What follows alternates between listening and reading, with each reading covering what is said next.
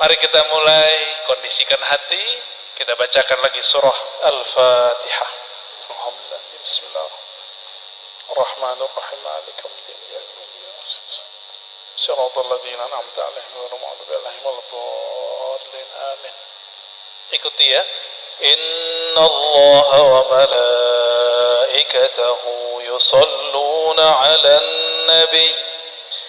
يا أيها الذين آمنوا صلوا عليه وسلموا تسليما. Ikuti sama-sama. Sallallahu ala Muhammad, sallallahu ala Muhammad, sallallahu ala Muhammad, sallallahu ala Muhammad, sallallahu ala Muhammad, sallallahu ala Muhammad, sallallahu ala Muhammad, sallallahu ala Sayyidina wa Maulana Muhammad wa ala alihi wa sahbihi wa baraka wa sallam. Orang-orang yang belajar zikir harus tahu satu bab, bahwa zikir itu punya kekuatan yang disebut quwwatul hararah, kekuatan hangat dan panas. Maka coba lihat kalau lagi zikir badannya hangat nggak? Hangat. Kalau siang-siang begini diajak zikir la ilaha illallah, udaranya panas, badan kita tambah panas, pulang-pulang demam. Oleh karena itu kalau siang-siang banyakin baca wirid yang menyejukkan. Apa yang bisa menawar, menyejukkan zikir yang panas itu? Hanya nama baginda Nabi Muhammad SAW. Maka kita tadi sholawat sallallahu ala Muhammad. Kenapa bersolawat menyejukkan?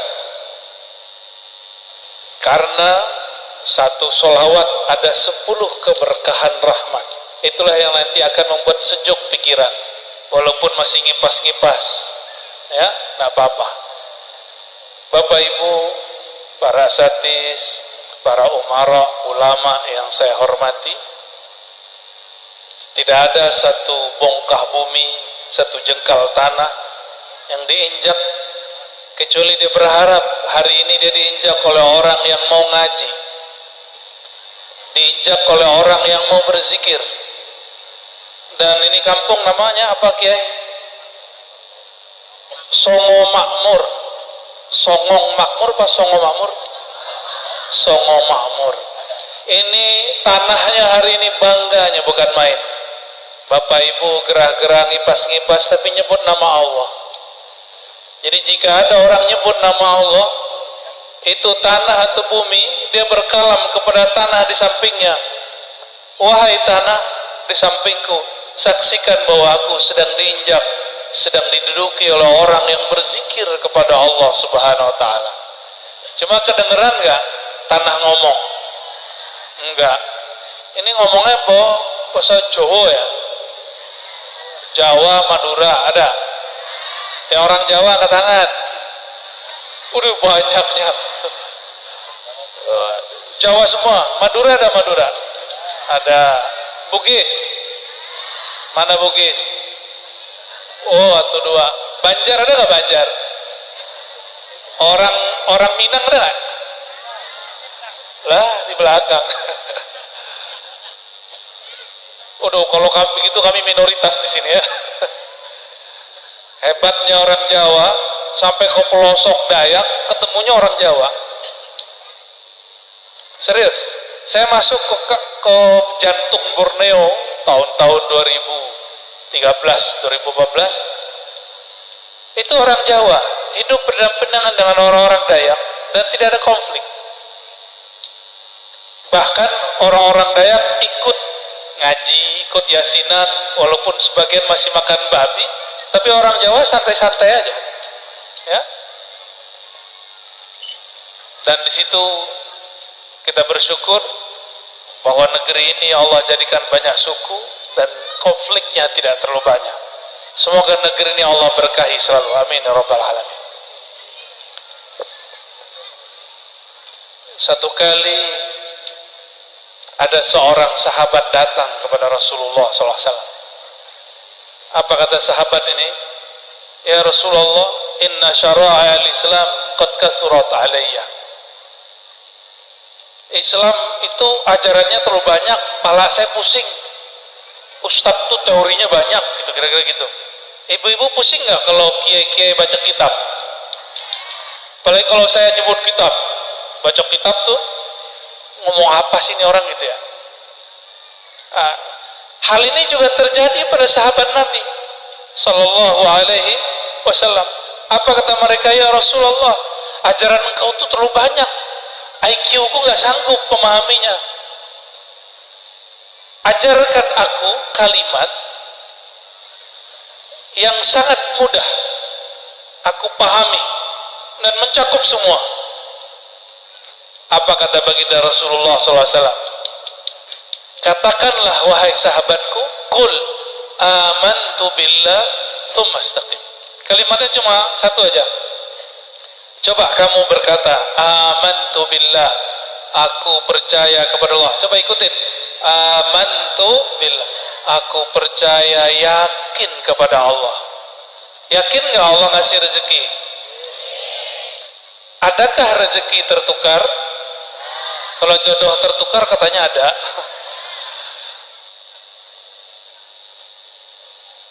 Pernah lihat pohon? Ini nggak usah pohon. Kalau pohon sawit agak sulit ngasih contohnya.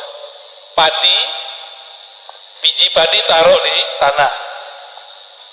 Biji jagung taruh di tanah. Biji gandum taruh di tanah. Itu biji-biji. Kemudian kita tutup sedikit dalam tanah. Nanti apakah yang tumbuh dari biji jagung itu padi atau tetap jagung? Benar? Benar nggak? Maksudnya apa? Jagung nggak akan pernah jadi padi, padi nggak pernah jadi jagung. Tapi biasanya kalau jagung tumbuh, padi tumbuh, itu ada yang tumbuh dekatnya, namanya rumput. Kalau itu bisa. Maksud kami berkalam begini, rezeki Allah tidak pernah tertukar.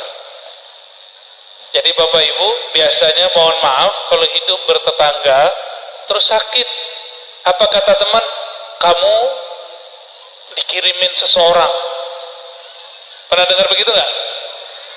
Kamu ini dikerjain seseorang.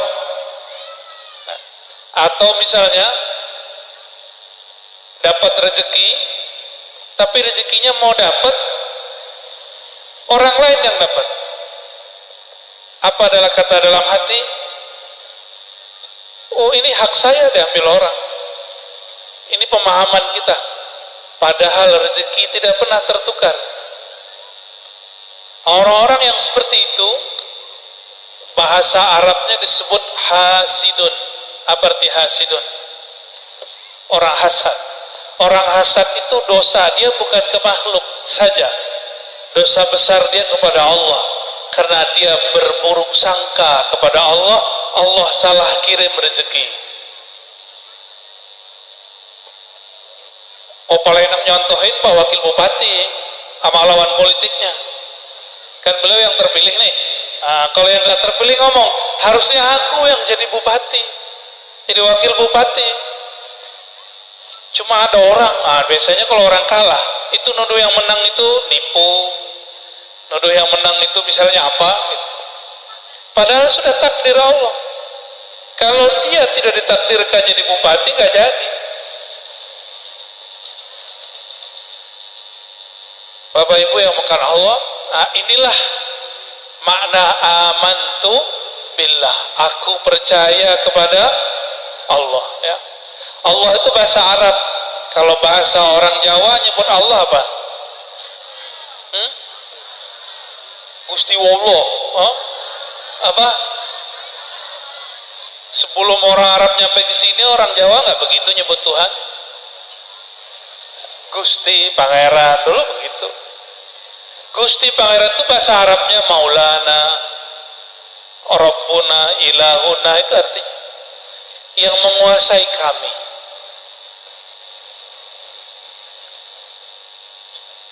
Kalau bahasa Melayunya baru Tuhan. Tapi kalau ada orang ngajarin zikir Tuhan, Tuhan, Tuhan, Tuhan, Tuhan, ada nggak yang zikir begitu? Enggak. Kita berzikir pakai nama Allah yang Allah ridho dengan nama itu. Maka kita nggak berzikir nyebut Gusti Pangeran. Walaupun kita tahu orang Jawa dulu nyebut nama Allah begitu. Kita juga nggak zikir.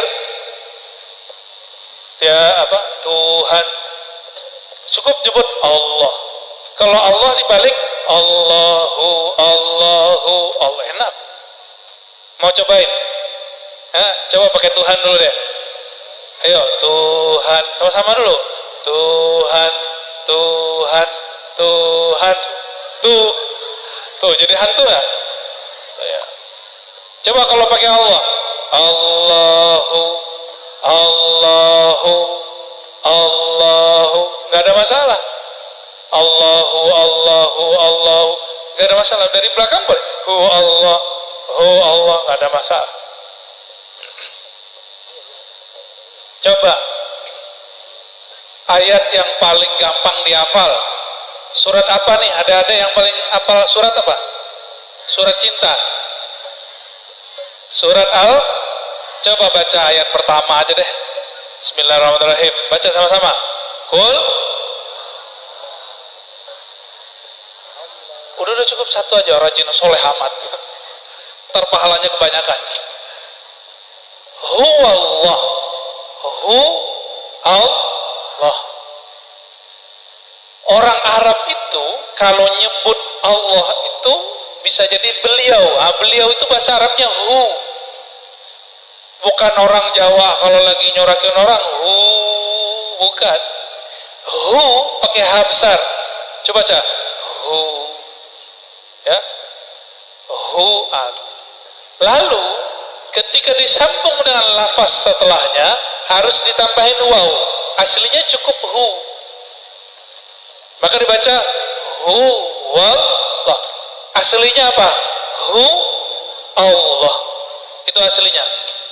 Oleh karena itu, jangan heran nanti kalau bisa jadi nanti Kiai Basuki, Kiai Ali Mahmudi zikir hu Allah, hu Allah. Itu bukan berarti lagi nyorakin orang, apalagi nyorakin Allah. Bukan ya. Ketika seseorang menyebut hu, kul hu wallah. Hu itu disebut dengan sirnya Allah. Ini bukan kajian berat, ini kajian biasa. Kan sudah ada di Al-Ikhlas. Orang yang bilang di kajian berat, dia telah menghalangi orang-orang hamba-hamba Allah yang awam untuk menikmati nama Allah. Ya, Al-Ikhlas pada hafal kan? Apakah rela sampai mati nggak paham isinya? Rela nggak? Mau nggak sampai mati nggak paham isi Al-Ikhlas? Amantu billah, kata Nabi tadi. Hai sahabatku, katakan amantu billah. Aku percaya kepada Allah. Lalu istiqomahlah engkau. Salah satu cara menumbuhkan istiqomah itu caranya memupuk nama Allah di dalam kolbu. Bapak Ibu punya tabungan nggak? Punya tabungan nggak? Kalau kita dompetnya penuh, hatinya seneng nggak? Bener? Kayaknya wajahnya udah matre semua nih. Bapak-bapak perhatiin nih, ibu-ibunya nih. Kalau duit kita lagi cukup, tabungannya banyak, seneng nggak? Seneng. Apa yang seneng? Pikiran, bukan hati. Pikiran aja yang seneng. Koruptor itu duitnya banyak, pikirannya seneng, hatinya tenang nggak? hatinya nggak tenang. Yang lagi di sidang-sidang sekarang itu kan itu masalahnya. Kalau kita nabung duit banyak di berangkas, orang sini punya berangkas nggak? Yang punya berangkas Pak Wakil Bupati kayaknya. Di dompet atau di ini kaleng, hati-hati nanti dimakan rayap. Karena sudah ada tuh ya di Jawa mana kemarin mau nikah, katanya sudah 100 juta, saya nggak yakin juga tuh. 100 juta nabung, terus duitnya dimakan rayap. Mungkin 100 ribunya dikali berapa kali ya, jutanya ngomongnya dia aja. 100 ribu, 100 berapa. Kalau ada orang nyimpan duit, itu pikirannya tenang. Nabung duit. Maksud kami ngomong begini, yang bikin tenang kolbu itu kalau ada orang nabung duitnya kolbu. Tahu nggak duitnya kolbu Bapak Ibu? Ya, jangan norak, biasa aja. Ya. Kolbu itu hanya tenang kalau kita nabung nama yang memegang kolbu. Nah, ini Bapak Ibu perhatikan, yang megang hati kita bukan pasangan, yang megang hati kita bukan guru atau kiai, yang megang hati kita bukan wali Allah. Siapa yang megang hati kita? Dalam hadis dikatakan, inna quluba bani Adam, sungguh hati anak Adam. Ini anak Adam apa anak kera ini? Anak Adam, benar. Sesungguhnya hati keturunan Adam baina isba'aini min asabi'ir rahman, berada di antara jari-jari Allah Ta'ala. Ini jari bukan berarti jari seperti ini, Allah bukan benda. Kalau ada jari di tangan saya, gampang nggak dibolak-balik? Gampang. Ya, kita pegang benda di tangan, gampang dibolak-balik? Gampang dibolak-balik. Makanya ibu-ibu ini, bapak-bapak ini, pernah suka seseorang lalu benci. Pernah begitu nggak? Pernah suka lalu ada nggak orang yang benci tapi cinta? Kayak lagu dangdut. Bukan lagu dangdut, lagu dangdut. Yang bolak-balik hati itu siapa? Itu yang disebut Ar-Rahman. Asabi'ir Rahman. Yang memegang kalbu kita itu Ar-Rahman. Ini kata kunci. Kenapa disebut Ar-Rahman bukan lafaz Allah? Bukan lafaz Rahim. Bukan lafaz Muntaqim. Bukan Qahar. Tapi disebut yang megang kalbumu itu Ar-Rahman. Allah yang bersifat pengasih dan penyayang. Jadi Rahman itu lebih luas cakupannya daripada Rahim. Karena Rahman tidak hanya menyayangi yang beriman, tapi juga menyayangi yang tidak beriman. Orang kita, orang Islam sekarang cuma beda thariqah ada benci. Cuma beda kiai udah ngancem-ngancem. Cuma beda partai sudah jadi panitia surga dan neraka. Ibu-ibu tahu nggak panitia surga? Tahu nggak panitia surga? Bapak tahu nggak Pak? Panitia surga tahu nggak? Jadi orang yang beda sama dia neraka, yang sama dia surga. Kayak udah pernah masuk surga. Hati manusia digenggam oleh yang maha pengasih penyayang. Karena yang genggamnya yang maha pengasih penyayang, ciri-ciri kolbu yang lembut dan baik, itu pasti ada kasih sayangnya. Cuma sayangnya kalau orang Indonesia nyebut kasih sayang, yang kebayangnya jatuh cinta. Bener ya? Bukan. Kasih sayang gak mesti cinta. Kasih sayang itu kita memandang orang itu tidak ada kebencian. Ya, lihat sini Bu, lihat sini. Jangan lihat situ, nanti norak itu. kelihatan khusus sekali dilihatin nama makhluk aneh itu ya. Itu nggak ada dulu di zaman Nabi, itu nggak ada, itu bidah itu. Bapak Ibu kalau Allah. Kalau kita dulu ada kamera gini-gini ya. Halo gitu dong, halo dong. Halo. Tuh kan orang kan. Allahumma shalli ala sayyidina Muhammad. Saya mau tanya, kalau kita punya orang yang kita senangi, lalu kita tahu dari teman dia nyebut-nyebut nama kita, dia kirim salam kepada kita, senang nggak? Dulu lagi sekolah, pernah sekolah nggak sih? Pas lagi sekolah, iseng-iseng duduk di meja orang yang kita target deh. Ternyata di kertasnya tertulis nama kita. Namanya apa? Dulu belum Kiai, masih Basuki. Gimana? Kiai Basuki seneng gak tuh? Berbunga. Kenapa? Orang yang dia suka ternyata nulis nama dia di bukunya. Maksudnya paham gak? Gak mudeng ya? Allah itu seneng kalau lihat lembaran kolbu ke hati hambanya, ternyata di kolbunya ada nama Allah. Itu Allah seneng. Oleh karena itu kami sangat menganjurkan Bapak Ibu hadiri majelis zikir selalu dengan beliau, ya, Kiai Basuki, Kiai Ali Mahmudi, supaya apa?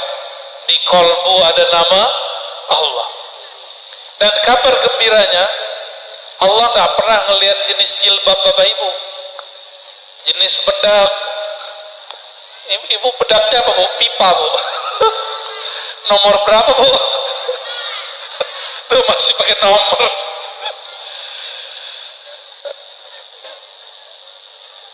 Emang masih ada pipa ya? Oh masih ada. Apa bestseller? Allah itu gak mandang muka. Jadi walaupun wajah kita orang Indonesia biasa-biasa aja, itu Allah gak lihat. Yang dipandang Allah itu cuma satu, mata kolbu. Nah, maka di kolbunya ini ada apa? Wajah kolbunya ada apa? Bapak Ibu, kalau kita mau ketemu seseorang, mukanya dibagus-bagusin nggak? Dicat nggak? Ya biar putih gitu, cat aja 40 hari baru copot ya. Pakai baju yang bagus nggak? Supaya apa? Kalau orang yang kita suka itu memandang kita, dia seneng. Kabar gembiranya apa? Yang gak sanggup beli baju setiap hari, apa kata Nabi SAW? Innallaha yanzuru ila qulubikum. Allah itu kalau mandang, gak mandang baju, gak mandang datangnya ke sini pakai apa, gak mandang bedak ibu nomor berapa tuh gak dipandang tuh ya. Ya apa yang dipandang? Wajah kolbumu.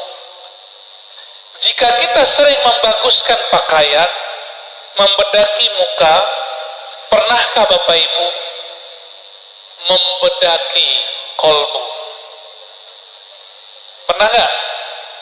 Gimana caranya? Nggak pakai pipa Bu. Itu pakai pipa yang asli itu. Kita sering merawat wajah ini, tapi kurang merawat wajah kolbu. Akhirnya Allah nggak mau lihat. Mau lihat nggak wajah orang yang nggak dirawat? Ya mau lihat tapi sekilas saja, nggak mau lama-lama. Bener nggak?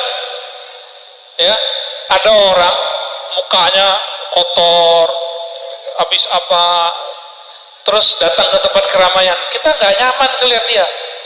Sama lebih kurang, Allah itu tidak nyaman melihat orang yang kolbunya tidak dibersihkan.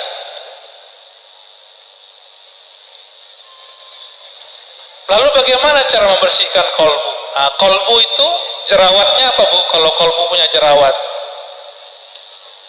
apa jerawatnya kolbu? Hah? Jerawatnya macam-macam. Kolbu itu yang paling parah, itu namanya syirik. Ini hati-hati, ternyata syirik tidak hanya di zaman dahulu, sampai sekarang. Jangankan di Indonesia, di Jepang, Bapak Ibu tahu Jepang? Orang Jepang itu hobi beli jimat. Padahal kita kalau beli Innova, beli apa? Beli motor tuh. Motor apa itu? Motor Honda. Orang sini nyebut motor Honda semua ya? Oh sama kita berarti. Itu motor, canggihnya mereka buat. Tapi orang Jepang, kalau untuk masalah mistis, itu suka pakai apa? Suka pakai jimat. Kalau panik bunuh diri. Nah, orang Indonesia hidup begini-gini aja kan kita kan? Ya datang ke sini kami luar biasa. Itu kalau naik pesawat, pesawatnya goyang tuh namanya turbulen. Masya Allah Pak Wakil Bupati, dari awal berangkat sampai nyampe itu turbulen terus. Nikmatnya bukan main. Ya. Kayaknya orang sini kalau sering naik but itu jantungnya sehat, tidak ada darah yang ngeplak. Ada orang sakit jantung nggak sini? Kayaknya sehat kalau di sini. Itu di Jakarta ada terapi begini-gini, gini-gini tuh. Supaya apa? Supaya darahnya nggak ngeplak. Darahnya tuh nggak ngental terus ngeplak. Supaya darahnya lancar, digerak-gerakin gitu. Mau kemana Pak? Silakan.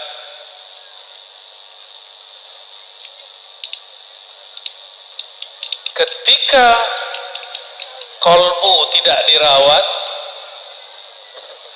baju tubuh kita nih kalau nggak mandi sehari gimana baunya? Asam, asam ya. Tubuh Bapak Ibu nggak mandi asam. Kalau kolbu nggak mandi, kira-kira asamnya gimana? Mukanya jadi asam. Jadi kalau ada orang yang suka bermuka asam, itu kolbunya kurang mandi. Kolbunya nggak seger. Paham ya? Saya ceramah ngerti nggak? Ribet nggak? Kalau nggak kita pakai bahasa pohon ntar. Bapak Ibu ya bukan Allah.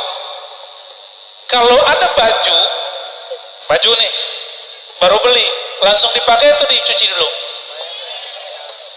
Yakin?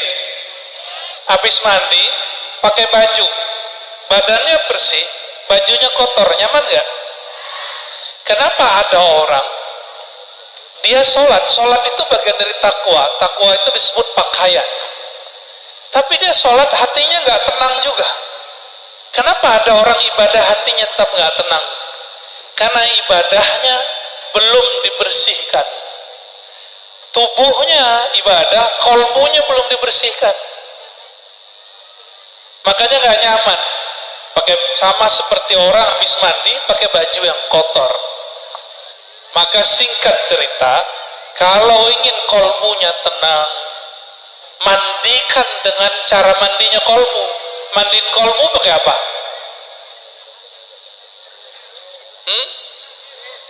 Kalau zikir makanan kolbu Pak. Ini makan nih, Bapak makan. Orang sini yang paling enak masakannya apa? Rendang, pindang. Bapak makan pindang, tapi ada lalar situ, mau makan nggak? Gelasnya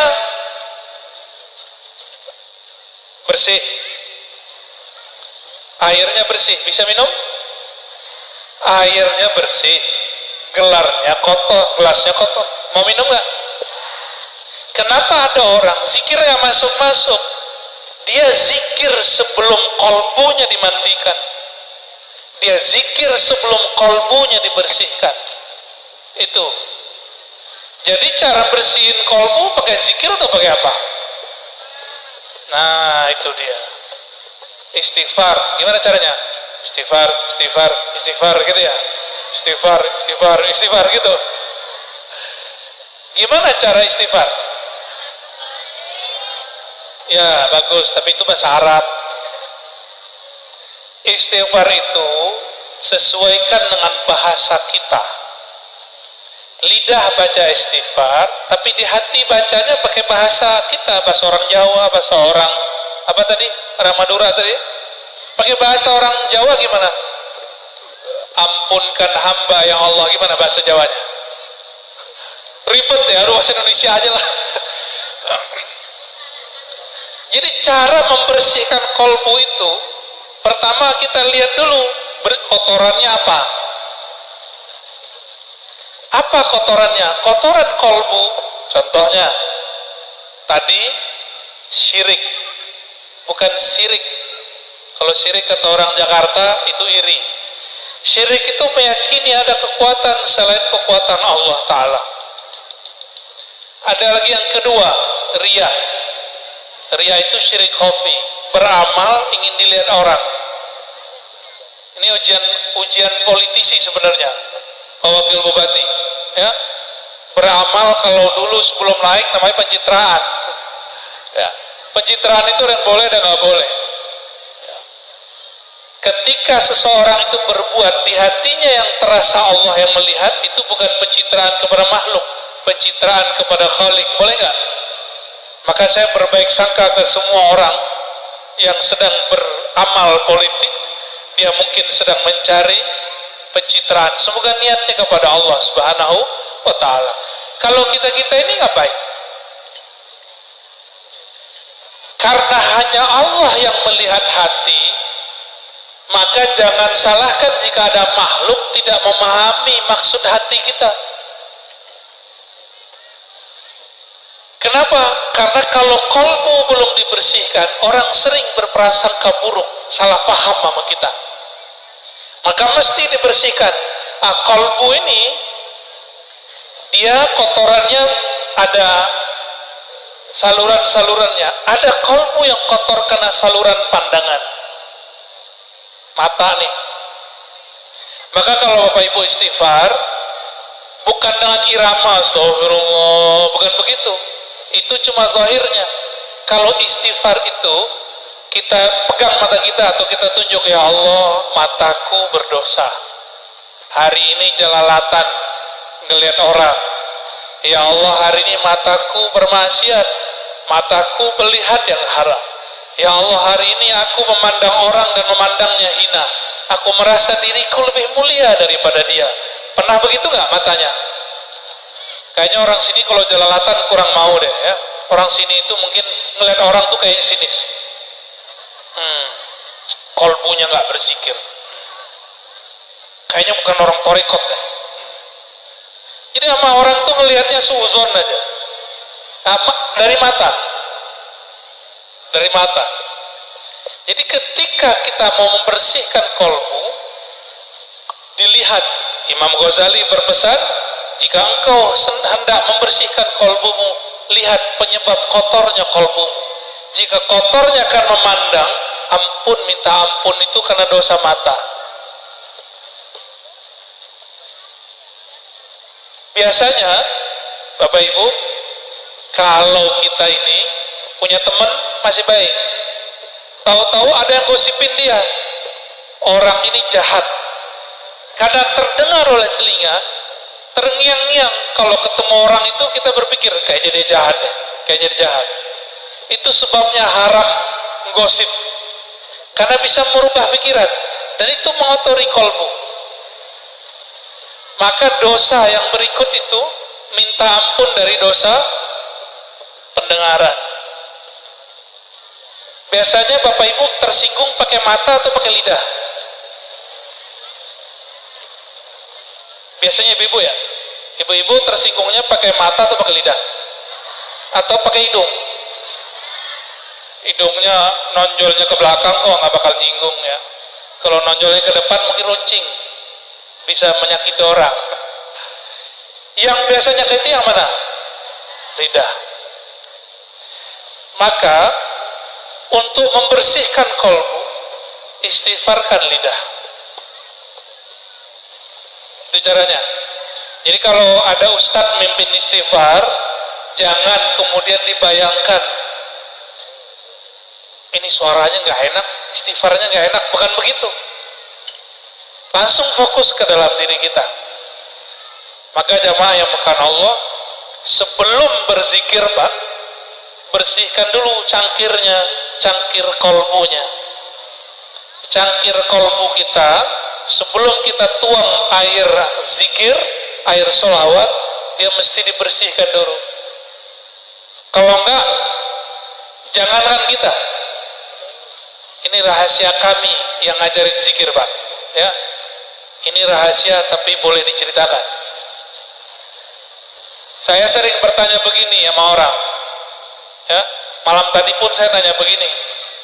Kalau pedagang irinya sama siapa? Iya, benar. Pedagang irinya sama pedagang. Kalau pejabat irinya sama siapa? Politisi irinya sama siapa? Kalau kiai irinya sama siapa? Berat itu. Benar kiai ya? Kalau ustadz keselnya sama siapa? Sama ustadz. Ini rahasia kami loh ya. Apa yang membuat dia bisa iri? Kalau di kolbu si ustadz, si kiai, itu kan profesi aja. Di kolbunya ada hubbud dunia, cinta dunia. Dunianya kiai apa? Jamaah, ya, majelis, jadwal ceramah, punya pesantren. Popularitas ini yang paling gawat. Popularitas itu bahasa gampangnya apa? Terkenal. Waktu dulu Gus Baha masyhur, ada kiai kampung di bagian Jawa sana ngomong ke saya, yang kayak gitu banyak di kami. Ya banyak, tapi kok yang nongol Gus Baha? Seneng dengerin Gus Baha gak? Karena pakai bahasa Jawa kan. Saya pun butuh subtitle Pak, kayak nonton film barat pakai subtitle. Nggak ngerti saya, kecuali ojo piye, itu ngerti itu. Mahripatmu, itu ngerti itu. Yang lain-lain kurang paham. Bapak Ibu yang bukan Allah, orang kalau menjadikan, ini kalau kiai menjadikan dakwah itu komoditi, alat cari dunia, maka dia akan iri dengan orang kiai yang dapat fasilitas dunia. Sama politisi, dia akan iri sama politisi yang sudah dapat fasilitas dunia. Pedagang akan iri dengan pedagang sebelah yang sudah sukses dalam dunia. Walaupun dia berzikir, kok bisa ahli zikir iri? Karena zikirnya di kolbu yang belum diistighfarkan. Kolbunya zikir belum ditaubatkan. Belum taubat kolbunya. Coba lihat makomnya Nabi SAW. Apa kata beliau? Inni la astaghfirullah ta'ala innahu la yughanu ala qalbi wa inni la astaghfirullah ta'ala 70 marrah. Hadis ini sahih. Karena ada ghaib yughan ala qalbi. Nabi itu ada dosa gak? Nabi gak ada dosanya. Tapi beliau mengatakan ada ghaib di dalam qalbuku. Apa arti ghaib? Ghaibnya Nabi itu ada silau nur di dalam kolbunya, sehingga beliau melihat, disebut mukasyafah. Mukasyafah itu tersingkap langit, tersingkap bumi, tersingkap surga, tersingkap semuanya. Itu menyilaukan beliau, maka disebut yughan. Tapi silaunya, kalau kita kan silau melihat orang punya mobil, orang punya rumah, kita silau. Kalau Nabi enggak, sallallahu alaihi wasallam. Nabi itu nggak boleh satu detik pun kolbunya lepas dari memandang dan merasa dipandang Allah Ta'ala. Sedetik saja beliau terganggu karena melihat surga, melihat neraka, maka Nabi SAW mengistighfarkan kolbunya 70 kali. Wajar beliau jadi Nabi. Ini nggak ustadz, nggak jamaah, nggak orang awam, nggak murid sama. Kita ini berapa kali maksiat dan mengundur istighfarnya. Karena diracuni oleh orang yang lisannya dibimbing oleh syaitan. Apa kata syaitan? Kamu nanti aja istighfarnya. Jangan istighfar tobat sambalado. Itu hati-hati. Jangan-jangan yang ngomong iblis itu. Karena iblis itu ngomong, nanti aja. Nanti aja. Kalau Nabi enggak, maksiat satu langsung istighfar. Nanti ngulangin lagi, itu urusan nanti, itu takdir masa depan, enggak usah kita pikirin. Ada yang jamin pulang dari sini masih hidup? Bener, kayak udah siap mati aja. Ada yang jamin besok masih hidup? Berarti kalau maksiat hari ini ditunda besok enggak? Nunggu tua enggak?